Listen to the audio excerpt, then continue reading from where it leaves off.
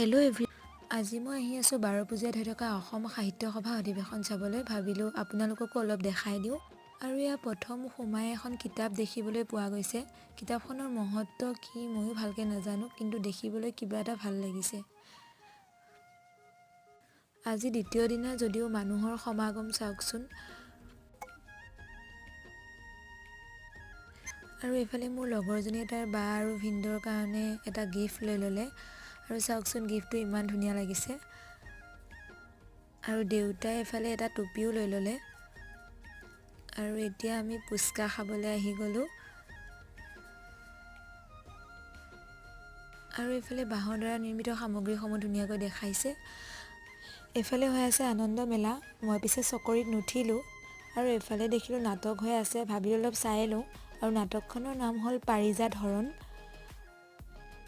আৰু এতিয়া আজিলৈ আহিলোঁ দেই।